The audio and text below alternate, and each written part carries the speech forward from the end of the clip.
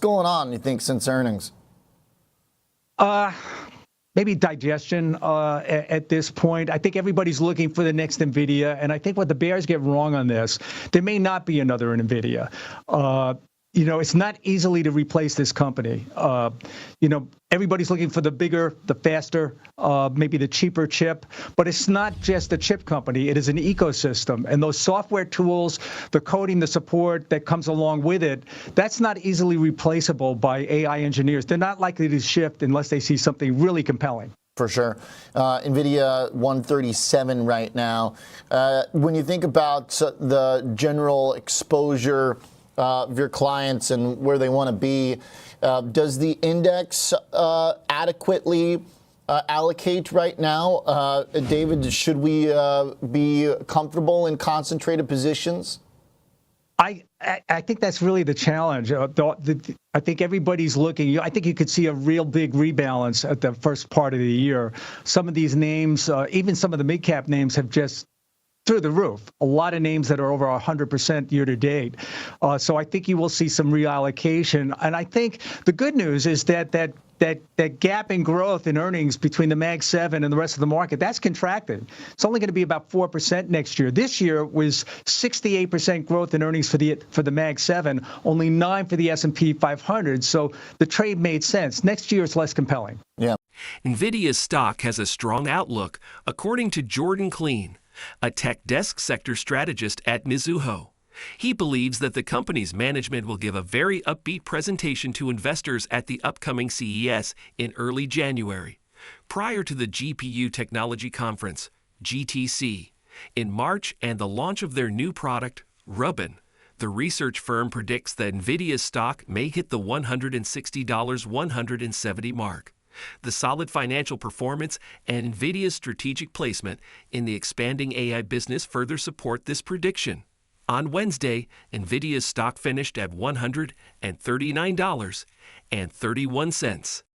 Nvidia reported record-breaking revenue for the third quarter that ended on October 27 a few weeks ago, indicating a strong performance that has put the company on track to reach possibly new all-time highs.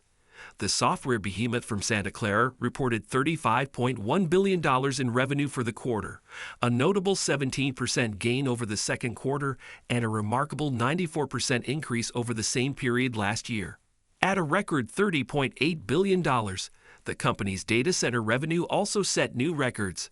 This is up 17% from the previous quarter and a significant 112% from the same quarter last year. Jensen Huang, the CEO of Nvidia at the time, highlighted the advancement of AI technology and the shift to Nvidia's computing solutions on a global scale. In order to fulfill the scaling demands of foundation model developers in pre-training, post-training, and inference, he emphasized the strong demand for Hopper and the excitement for Blackwell, both of which are currently in full production and serve as important drivers for the business. So, what implications does this have for Nvidia's stock? Let's explore that. But first, a big thank you to those of you who stuck with us this far. Creating these videos takes significant effort and dedication. So if you're enjoying the content, please hit the like button, subscribe to our channel, and share your thoughts on Nvidia stock in the comments. Your support truly helps us grow. Now let's get back to the video.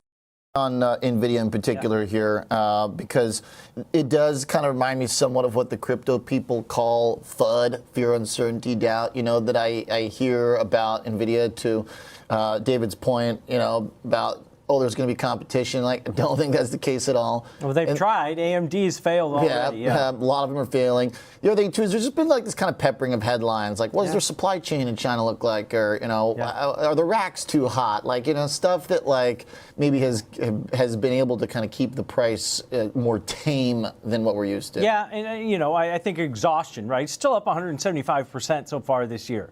There's a little bit of exhaustion. And then you look at the overall market, as David mentioned. I mean, everything's going up right now, right? We're just below all-time highs. So people are picking other areas for momentum in the near term. 5 of the Mag 7s were at all-time highs yesterday. So maybe they're just using, maybe taking profits from Nvidia at this point. But if you think it's going to go up, there's option strategies that'll do it because implied volatility levels, while the stock is off all-time highs by about $15, implied volatility. Jim Cramer discussed Nvidia's poor performance following its quarterly earnings last month and refuted the bearish claims that were affecting the stock. Cramer claimed that Nvidia still has no rivals and that other businesses are producing their own chips as a result of Nvidia's inability to meet demand. The stock of Nvidia is in a classic post-earnings slump. We just saw the numbers, and they were excellent, so we know that everything is fine. However, there is a rising pessimism that the market is becoming less competitive, that the rate of development is slowing, that things have peaked, and that Amazon is the main source of competition. We hear this every time, of course. For Nvidia, surpassing earnings projections alone is no longer sufficient. Despite releasing better than expected results for the most recent quarter, the stock dropped. Analysts, however, are noticing a halt in growth. Nvidia's Q4 revenue forecast fell short of the $39 billion buy-side whisper figure, and the company anticipates further declines in gross margins in the upcoming quarter. The non-GAAP gross margin is expected to drop from 75% in Q3 to 73.5% in Q4. Cloud hyperscalers, Nvidia's largest clients and the source of half of its income, are increasingly creating their own AI processors and working with rivals like AMD. This calls into question Nvidia's medium to long-term growth in profits and demand.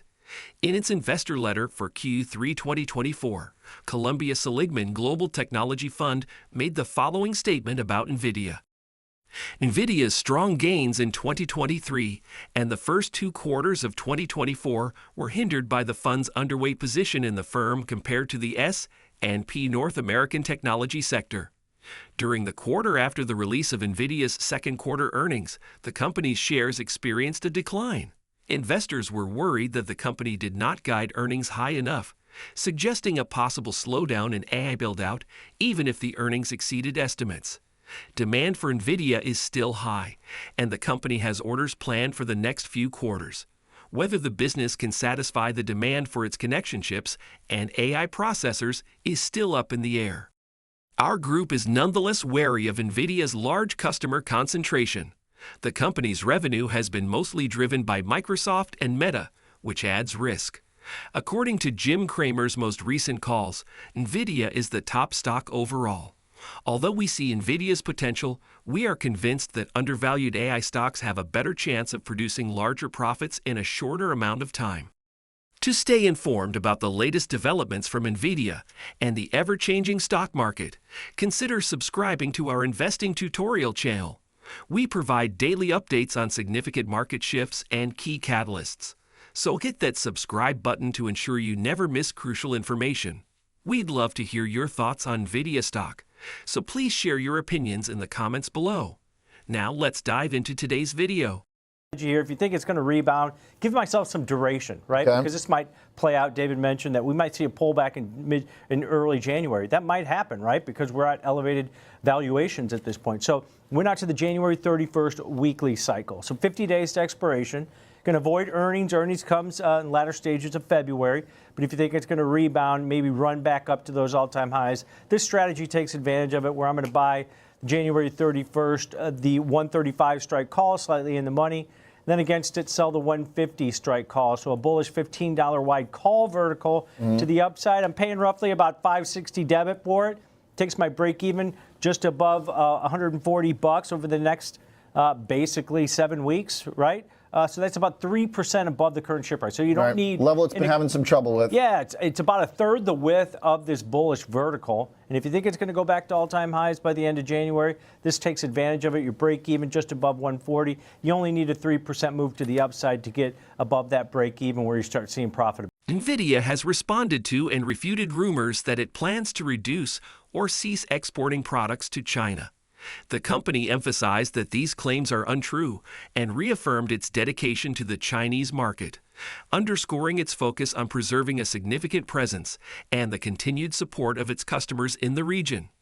This information coincides with ongoing investigations by Chinese authorities, such as an antitrust investigation into Nvidia's acquisition of Mellanox Technologies. The company's regulatory challenges in one of its most significant global marketplaces are exacerbated by the review of the $6.9 billion deal for potential competition concerns. Nvidia is becoming increasingly well-known in China despite legal challenges by hiring more people, mostly for research and development on autonomous driving technology.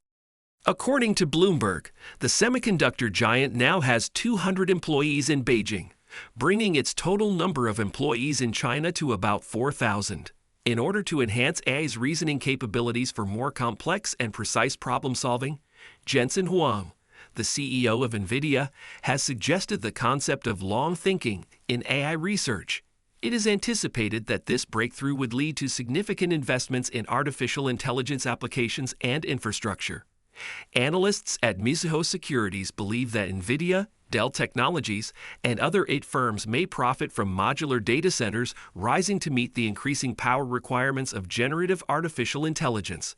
An estimated 800 to 1,000 megawatts of unleased power capacity, sufficient to power 50 to 60 additional data centers, were observed by the analysts in a report. Modular data centers, which offer scalable and efficient ways to serve AI implementations, may become more popular as the demand for AI infrastructure increases. According to the researchers, companies like Dell, Nvidia, Broadcom, Credo Technologies, and Micron Technology have benefited from this trend. Modular data centers are expected to be crucial in supplying the power requirements of high-performance computing workloads and artificial intelligence as companies make large investments in the industry. Generative artificial intelligence, a hot topic in the tech sector, is drawing increasing attention to the infrastructure needed to support its growth and power demands. Don't forget to share your thoughts and experiences in the comments below. Your input helps create a more knowledgeable community where we can all learn and grow together in the world of investing. Stay up to date with the latest market trends, insights, and key updates by subscribing to Investing Tutorial. We're here to help you make smarter investment decisions and stay ahead of the curve.